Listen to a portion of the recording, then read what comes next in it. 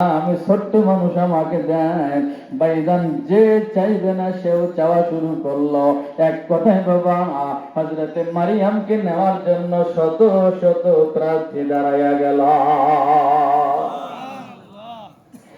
আল্লাহ নবী ডেকে বলেন, না, কাউকে দেওয়া যাবে না। তিন কারণে আমি এই মেয়েটাকে পাবো। কয় কারণে? তিন কারণে মেয়েটাকে আমি পাবো। সভাপতি কয়, ঠিক আছে, আপনি কারণ বললেন। কেশিয়ার কয়, আপনি কারণ বলেন। সেক্রেটারি সাহেব কয়, আপনি কারণগুলি বর্ণনা করেন। আল্লাহর পয়গম্বর হযরত জাকারিয়া আলাইহিস সালাম বর্ণনা করেন, ও সেক্রেটারি, ও সভাপতি, আমি হলাম আল্লাহর ঘরের ইমাম। খাদেম, খুদ্দাম, মুয়াজ্জিনের দায়িত্ব ইমামের উপর বর্তায়। সেই হিসাবে এক নম্বর যুক্তি হলো, মেয়েটা যেহেতু খাদেমা, এই খাদেমার দায়িত্ব ইমাম হিসাবে আমার উপরে বর্তায়। দুই নম্বর যুক্তি হলো, এই মেয়েটার সম্পর্কে আমার ভাইরা ভাইবে, আমার মেয়ের সমান। যেহেতু আমি তার আত্মীয়, বাবার সমতুল্য, তার বাবা নাই, তাহলে এখন থেকে আমি তার বাবা। আত্মীয়তার দিক দিয়ে মেয়েটাকে আমি পাবো, আমাকে দিয়ে দেন। দুই নম্বর যুক্তি। তিন নম্বর যুক্তি হলো, আমি হলাম আম্বিয়া, আমি হলাম নবী, আমি হলাম পয়গম্বর, আর উম্মতের দায়িত্ব পয়গম্বরের উপরে পড়ে। যেহেতু সে উম্মত, আমি নবী, নবী হইয়া উম্মতের দায়িত্ব গ্রহণ করলাম। এই তিন কারণে মেয়েটাকে আমি পাবো। সুবহানাল্লাহ। ঠিক আছে না? তিন কারণে ইমাম সাহেব পাবে। মসজিদের সভাপতি সব কয়, মানি না, মানবো না। একটু মতের বিরুদ্ধে হলেই তো ইমামের চাকরি নেই। কথা কন ঠিক কিনা? কেশিয়ার কয়, মাসের বেতনটা আমার থেকে নেন, বেতনই বন্ধ করে দিব। যার যেটা হওয়ার এটা দেখা। ছেলে হিসাব করে না, এই নাম চলে না, আর রাখা যায় না। এলাকার প্রতিনিধি কয়, মানি না, মানবো না, আপনার তিন যুক্তি মানি না। আপনি আমাদের এই যুক্তি দিয়ে মেয়েটাকে নিতে চান। ভাইজান, আল্লাহর ঘরের ইমাম হযরত জাকারিয়া আলাইহিস সালাম বিপদের মধ্যে পড়ে গেলেন। কি করা যায়? সবাই তো মেয়েকে চায়, আমিও মেয়েটাকে চাই, কিন্তু এখন কি করা যায়? কেমনি কি করা যায়? ও আমার ভাইরা, ও আমার বাবাজিরা, একজন মুসল্লি থেকে বলে, ও আল্লাহর ঘরের ইমাম, ও জাকারিয়া পয়গম্বর, আপনি কেন এত টেনশন করতেছেন?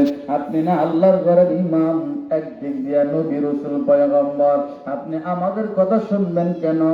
আপনি সরাসরি হেড অফিসে যোগাযোগ লাগান। ওখান থেকে যা ফয়সালা আসবে এই মেয়েটার ব্যাপারে, তা ফয়সালা আমরা সকলে মেনে নেব। এবার হযরত জাকারিয়া আলাইহিস সালাম দোয়া করে, ইয়া আল্লাহ, আমি এখন করব কি? আল্লাহ কি দেখেন না? আরে কথা করে, আল্লাহ কি দেখেন না? অবশ্যই। ইয়া আল্লাহ, আমি এখন করব কি? এই মারিয়ামকে নেওয়ার জন্য সবাই প্রার্থী হয়ে গেছে। আমি তিন যুক্তি দাঁড় করালাম, কোন যুক্তি আমার মানে না, আমার চাকরি থাকে না। আল্লাহ, আমি এখন করব কি? আল্লাহ রাব্বুল আলামিন হযরত জাকারিয়া আলাইহিস সালামকে গোপনে গোপনে মেসেজ দিয়ে বলে, জাকারিয়া, ভয়ের কারণ নাই, চিন্তার কোনো কারণ নাই। আমি আপনাকে সুন্দর একটা পরামর্শ দিই জাকারিয়া, যারা যারা মারিয়ামের প্রার্থী হবে প্রত্যেকে একটা করে কলম নেবে, আর প্রত্যেকের কলমের মধ্যে নাম লিখবে। নাম লিখে, ওগো পয়গম্বর জাকারিয়া, আপনিও যেহেতু প্রার্থী, আপনিও একটা কলম নেবেন, আপনার নামও কলমের মধ্যে লিখবেন। প্রত্যেকের কলমগুলো জমা করে একটা নদীর মধ্যে ছেড়ে দিবেন। কলমের দায়িত্ব হলো নদীর মধ্যে পড়ে যাওয়া। স্রোতের উজান দিকে নদী বাহমান থাকবেন, নদীর পানিগুলো যেদিকে চলবে সেদিকে কলমগুলো বেঁচে যাবে। জোয়ার আসলে জোয়ারে বেঁচে যাবে, বাটা আসলে বাটায় টান দিয়া নদীর স্রোতে নামাই নিয়ে যাবে। কিন্তু ওগো আল্লাহর পয়গম্বর জাকারিয়া, কেবলমাত্র শুধুমাত্র ওই গোটা কলম থেকে একটা কলম ছুটি উজানের উল্টা দিকে চলা আরম্ভ করে দিবে, স্রোতের উল্টা দিকে চলা আরম্ভ করে দিবে। ওই কলমটা হাতের মধ্যে নিবেন, ওই কলমের মধ্যে যার নাম থাকবে উনি হবেন আমার বান্দি মারিয়ামের জিম্মাদার।